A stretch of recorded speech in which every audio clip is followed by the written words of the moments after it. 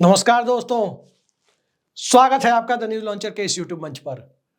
दोस्तों, नीतीश कुमार दिल्ली क्या पहुंचे, सियासी सरगर्मियां बढ़ गई। सिपह सलारों को पीछे छोड़ अकेले नीतीश कुमार दिल्ली आए। तेजस्वी यादव अभी कुछ दिनों पहले कह रहे थे कि 4 लोगों ने उन्हें घेर रखा है। 2 दिल्ली में रहते हैं, 2 पटना में। पटना वाले पटना ही रह गए और दिल्ली वाले नदारद दिखे, उनके आसपास नहीं दिखे।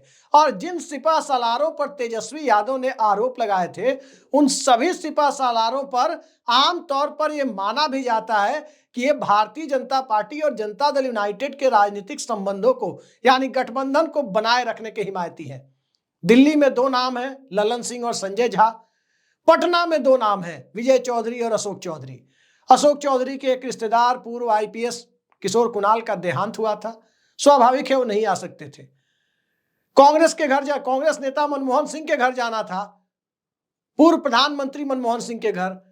तो अशोक चौधरी को लेकर तो नीतीश कुमार जाते भी नहीं, क्योंकि वो कांग्रेस छोड़कर आए थे और राहुल गांधी उन्हें पसंद नहीं करते, ऐसी बातें सामने आती है। लेकिन नीतीश कुमार दिल्ली आए, विजय चौधरी तो कभी आते नहीं उनके साथ, आमतौर पर वो नहीं आए। दिल्ली में ललन सिंह और उनके साथ साथ संजय झा कोई नहीं थे। बताया जाता है दोनों दिल्ली से बाहर थे। तो क्या नीतीश कुमार ने ऐसी टाइमिंग चुनी जिसमें दोनों ना हो और तब वो कांग्रेस नेता मनमोहन सिंह के घर जाएं? मनमोहन सिंह के घर नीतीश कुमार पहुंचे।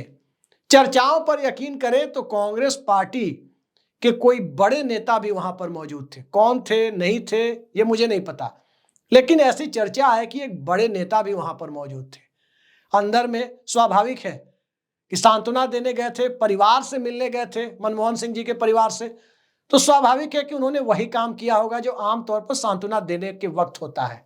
लेकिन यदि कांग्रेस के एक बड़े नेता अंदर मौजूद थे और बड़े नेता की कथित मौजूदगी, स्वाभाविक है कि सियासी चर्चाएं तो अलग से हुई ही होंगी। और नीतीश कुमार भी अकेले थे, कोई राजनीतिक नेता जनता दल यूनाइटेड के कोई बड़े प्लेयर उनके साथ नहीं थे। ये अपने आप में सबसे बड़ा सवाल इसलिए है क्योंकि पिछले 2.5-3 सालों में नीतीश कुमार अकेले किसी से मिलते नहीं थे। जब वो इंडिया अलायंस में होते थे तब भी ललन सिंह और संजय झा तो कम से कम दिल्ली में जरूर साथ दिखते थे, या कोई एक जरूर उनके साथ होते थे। पटना में तो आप देख ही रहे हैं, विजय चौधरी रहे, अशोक चौधरी रहे, संजय झा पटना में रहे तो वो भी साथ हो लेते हैं। मतलब नीतीश कुमार के साथ इन 4 नेताओं में से कम एक नेता जरूर होते हैं। और संभवतः पिछले 3 सालों में यह पहला मौका है जब नीतीश कुमार अकेले आए, अकेले गए। अभी नीतीश कुमार परसों तक है, यानी मंगलवार को उनके पटना वापस लौटने का कार्यक्रम बताया जा रहा है। सियासत में वैसे भी चर्चा गर्म है कि नीतीश कुमार अपने गठबंधन को लेकर पुनर्विचार की स्थिति में है, खासकर अमित शाह के दौरे के बाद से, अमित शाह के बयान के बाद से, जो उन्होंने एक टीवी इंटरव्यू में बिहार के अगले मुख्यमंत्री, बिहार में विधानसभा चुनाव के बाद के मुख्यमंत्री पद के चेहरे को लेकर जो गोलमोल जवाब दिया, उसके बाद की परिस्थिति में जेडीयू के कान खड़े हैं। और जब कान खड़े हैं, इसी दरमियान राष्ट्रीय जनता दल से भी ऑफर आने लगा। तेजस्वी यादव भी कहने लगे कि चाचा को लोगों ने घेर रखा है, चाचा यानी नीतीश कुमार को। राजद विधायक भाई वीरेंद्र कहने लगे कि सांप्रदायिक शक्तियों का साथ छोड़कर नीतीश कुमार आए, उनका स्वागत है। और भी डायरेक्ट और इनडायरेक्ट, प्रत्यक्ष या अप्रत्यक्ष रूप से नीतीश कुमार को निमंत्रण मिलने लगा। स्वाभाविक है कि अब इंडिया गठबंधन, जिसे नीतीश कुमार ने बड़ी भूमिका निभाई उसके निर्माण में, उस इंडिया गठबंधन को छोड़कर उन्हें जनवरी महीने में रुखसत होना पड़ा था। और जब उनकी रुखसती हुई तो उसके बाद इंडिया गठबंधन केंद्र में सत्ता की दहलीज तक पहुंचकर ठिठक गया। येन केन प्रकारेन 400 पार का नारा लगाने वाली नरेंद्र मोदी की सरकार 240 पर अटकते हुए नीतीश कुमार और चंद्रबाबू नायडू की बैसाखी के साथ सरकार बनाने में कामयाब हुई। लेकिन अब क्या इंडिया अलायंस के लोगों ने इस बैसाखी को ही अपने साथ कर लेने की रणनीति बनाई है? क्या नीतीश कुमार के लिए प्रधानमंत्री पद जैसा कोई ऑफर है या उप प्रधानमंत्री जैसा कोई ऑफर है? सवाल बड़ा है। लेकिन अकेले उन्हें साथ में मिलना, मनमोहन सिंह के यहां मिलना और कोई नेता पार्टी का मौजूद नहीं होना, यह बहुत बड़े सवाल खड़े करता है। राजनीतिक गलियारों में अक्सर यह चर्चा होती है कि जेडीयू के कुछ नेता भारतीय जनता पार्टी तक कथित रूप से जेडीयू का रुख क्या होगा, नीतीश कुमार का रुख क्या होगा, इसको लेकर कथित रूप से खबरें पहुंचाते रहते हैं, ऐसी चर्चा होती है। तो क्या इन कथित रूप से खबरें पहुंचाने वाले आरोपों को या इन चर्चाओं को विराम देने के लिए या इन सब से बचने के लिए नीतीश कुमार ने बिना किसी को साथ लिए मनमोहन सिंह के घर जाने का फैसला किया? यही वो सवाल है जिस सवाल के इर्द गिर्द भारतीय जनता पार्टी पसोपेश में है। एनडीए की सरकार और नरेंद्र मोदी सरकार का भविष्य पसोपेश में है और बिहार में नीतीश कुमार एनडीए गठबंधन को चुनाव में लीड करेंगे या इंडिया गठबंधन को लीड करेंगे, इस सवाल के लिए रास्ता खुल जाता है, एक ओपन एंडेड क्वेश्चन खुल जाता है। लेकिन ये ओपन एंडेड कब तक, ये खुला सवाल कब तक?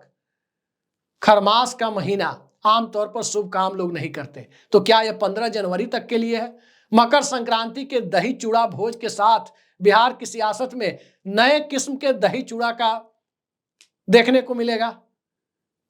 कई बड़े सवाल हैं, लेकिन इन सवालों के इर्द गिर्द एक सवाल और भी है जो बीजेपी की तरफ से अंदर खाने जानकारी मिल रही है कि 120 सीटों का ऑफर नीतीश कुमार को दिया गया है।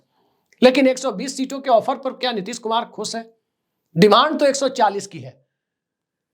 अब आगे किस गठबंधन के साथ नीतीश कुमार रहेंगे, इसको लेकर सवाल तो जरूर है, लेकिन इंडिया गठबंधन के खेमे में जो खुशी और एनडीए गठबंधन में जो बेचैनी दिखा रही है, इन दोनों ही परिस्थितियों के बीच में नीतीश कुमार का अकेले मनमोहन सिंह के घर जाना और वहां कांग्रेस के एक बड़े नेता की कथित मौजूदगी, इन्हीं दोनों के बीच बिहार की सियासत को जो समझ सकता है वो समझ ले, जो ना समझे वो अनाड़ी है वाली कहावत चरितार्थ होती है। और वैसे भी नीतीश कुमार के बारे में कहा जाता है कि सस्पेंस फिल्म के राजनीतिक डायरेक्टर है। तो बिहार की राजनीति में जो सस्पेंस दिखाई दे रहा है, क्या वो सस्पेंस आगे भी बना रहेगा या जल्द ही नीतीश कुमार पटाक्षेप कर देंगे?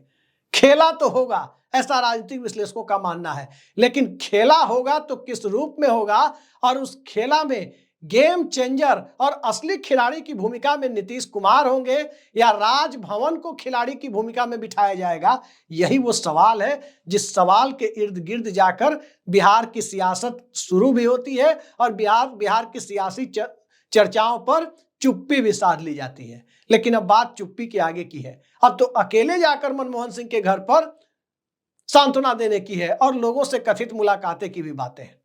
तो सियासत इस रूप में गर्म है कि नीतीश कुमार की राजनीतिक संभावनाएं, नीतीश कुमार का राजनीतिक भविष्य, बिहार के मुख्यमंत्री पद पर बीजेपी की नजर, विजय सिन्हा का बयान, कोर ग्रुप की बैठक और इन सब से आगे जाकर देखें तो बाबा साहब के ऊपर अमित शाह का संसद में दिया गया बयान, ये सारी चीजें बिहार की सियासत में वोट बैंक को प्रभावित करने की दिशा में भी है, तो जनता दल यूनाइटेड की राजनीति को भी प्रभावित करने की दिशा में है। और इन दोनों को प्रभावित करने की दिशा में जब चीजें जनता दल यूनाइटेड और भारतीय जनता पार्टी के गठबंधन के रूप में वोटों के समीकरण में बहुत फिट बैठती नहीं दिखती है, तो क्या नीतीश कुमार यहां टिक जाएंगे? यही वो सवाल है जिस सवाल के इर्द गिर्द भारतीय जनता पार्टी को भी सोचना पड़ रहा है, जनता दल यूनाइटेड को भी सोचना पड़ रहा है। खामखा अमित शाह ने संसद में पता नहीं क्यों अंबेडकर साहब का जिक्र कर दिया। इंटरव्यू में जो सवाल था अमित शाह से, क्या वो सवाल प्रायोजित था या वो सवाल अनायास ही आया जिसका जवाब वो नहीं दे पाए?